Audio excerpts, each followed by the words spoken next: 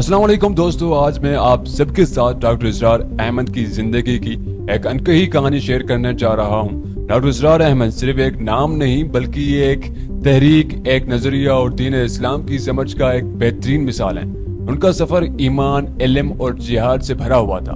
Doctor اسرار احمد کی پیدائش 26 April 1932 India کے شہر ہریانہ میں ہوئی۔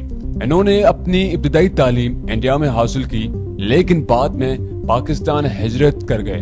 انہوں نے king Edward medical college Lahore سے میڈیکل کی ڈگری حاصل کی لیکن ان کا دل علم دین کی طرف مائل تھا۔ ڈاکٹر بننے کے بعد بھی ڈاکٹر اسرار نے اپنا کیریئر چھوڑ کر قرآن و حدیث کی تعلیم کو اپنا مقصد بنا لیا۔ انہوں نے تنظیم اسلامی کی بنیاد رکھی جو قرآن کی روشنی میں اسلامی نظام حیات قائم کرنے کی کوشش کرتی ہے۔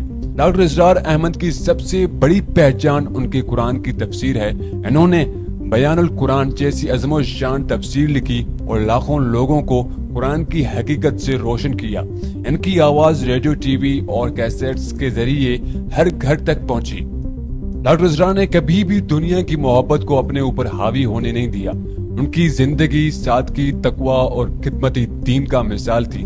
وہ ہر وقت کہتے تھے مسلم کا مقصد صرف اللہ کی رضا حاصل کرنا ہے، دنیاوی عزت اور مال نہیں۔ اپنا اختلاف رائے پوری طرح پیش کر کے اور جب معلوم ہوا مولانا مودودی مرحوم کا فیصلہ کہ ہم نے تو اسی راستے پر چلنا ہے، انہوں نے کہا قالوا سلاما، پھر ہم علیحدہ ہو گئے۔ 14 اپریل 2010 کو ڈاکٹر اسرار احمد نے اس دنیا کو الوداع کہا لیکن ان کا کام آج بھی زندہ ہے۔ ان کی تفسیرات، لیکچرز اور تنظیمی کوششیں لوگوں کے دلوں میں اسلام کی محبت جگاتی ہیں۔ ڈاکٹر اسرار احمد صرف ایک اسکالر نہیں تھے بلکہ ایک مرد مجاہد تھے جنہوں نے اپنی ساری زندگی اسلام کی خدمت میں گزار دی۔ تو اگر اللہ تعالیٰ نے مجھے کوئی صلاحیت ایسی عطا فرمائی ہے، چونکہ میں ان میں سے ہوں، جدید تعلیم یافتہ ماحول سے نکلا ہوں، میں ان کی اصطلاحات سے واقف ہوں، میں ان کے ذہنی اشکالات سے واقف ہوں، یہ اللہ نے اگر مجھے صلاحیت عطا فرمائی ہے کہ یہ کام میں کر سکتا ہوں تو ہر چیز کو تج کر مجھے اسی کام میں لگ جانا۔ آج بھی اگر ہم ان کی باتوں پر عمل کریں تو ہماری زندگیاں روشن ہو سکتی ہیں۔ ڈاکٹر اسرار احمد کے بارے میں کچھ اور اہم حقائق ہیں۔ ڈاکٹر اسرار احمد رضی اللہ عنہ کی زندگی میں بہت سے ایسے واقعات ہوئے اور حقائق ہیں جو عام لوگوں کو معلوم نہیں۔ چلیے ان کے بارے میں بھی آپ کو کچھ دلچسپ معلومات بتاتے ہیں۔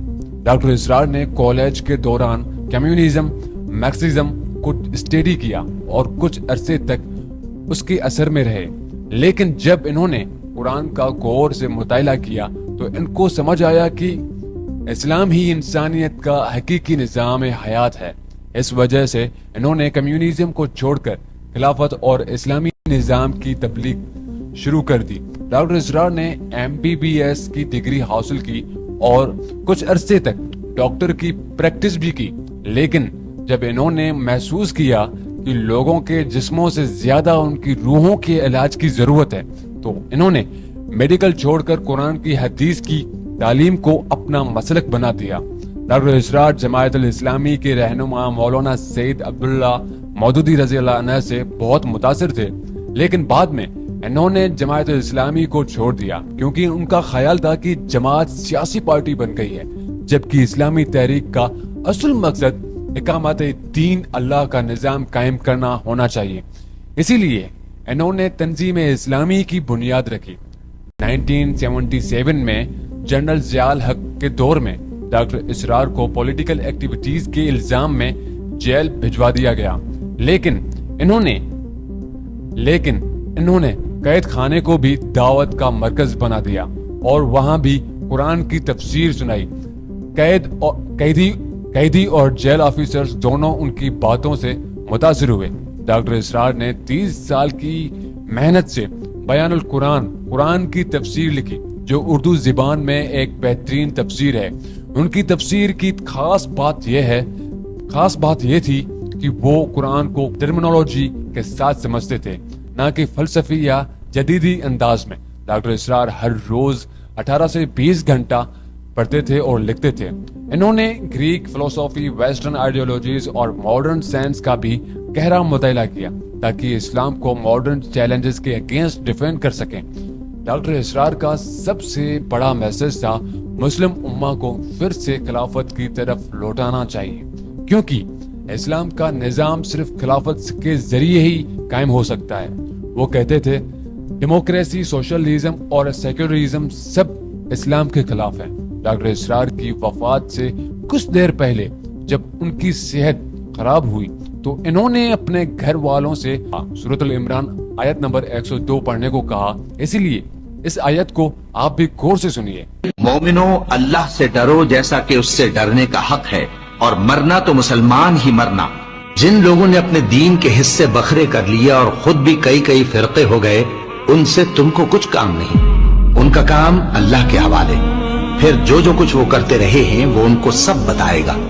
مومنو، اسی اللہ کی طرف رجوع کیے رہو اور اس سے ڈرتے رہو، اور نماز قائم کرتے رہو، اور مشرکوں میں نہ ہونا، اور نہ ان لوگوں میں ہونا جنہوں نے اپنے دین کو ٹکڑے ٹکڑے کر دیا اور خود بھی فرقے ہو گئے۔